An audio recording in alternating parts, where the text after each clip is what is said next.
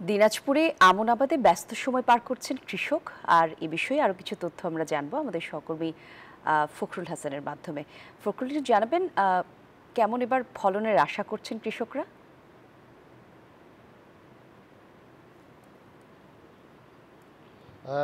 ধন্যবাদ আপনাকে।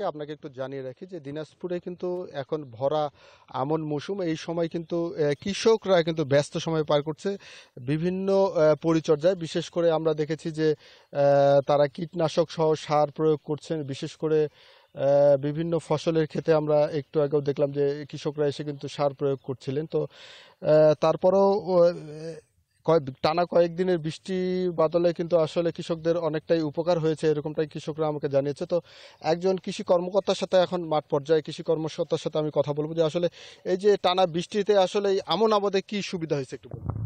জি, ধন্যবাদ। মাঝখানে বেশ কিছুদিন খুব প্রখর রোদ গেছে এবং বৃষ্টিপাত ছিল না, এই জন্য কৃষকরা অলরেডি প্রস্তুতি নিচ্ছিল আর কি সেচ দেওয়ার জন্য, উপরে সেচ দেওয়ার জন্য। এর মধ্যে আল্লাহ রহমতের বৃষ্টি শুরু হয়েছে, এতে কৃষকদের উপরে সেচ দেওয়ার প্রয়োজন নেই।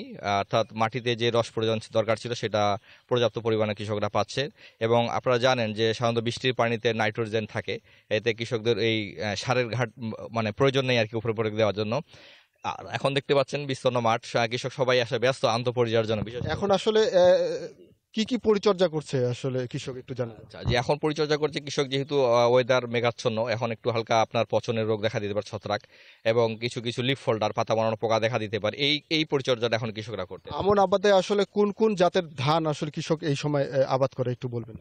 আচ্ছা, আমন আবাদে আমাদের দিনাজপুর সদরে আপনি জানেন যে আমাদের দিনাজপুর সদরে সাধারণত 34, যেটাকে চিনি গুঁড়া বলে, এটা বেশি পার্সেন্ট, 90% হয়। এর মাঝে আছে নতুন নতুন জাত, যেমন বিড়ি ধান 103, তারপরে কিছু আপনার খরা সহিষ্ণু বা বন্যা সহিষ্ণু যেটা বলি বিড়ি ধান 51, 52, অনেকে আবার 49ও করে থাকে, কিছু কিছু 75, 70 আছে।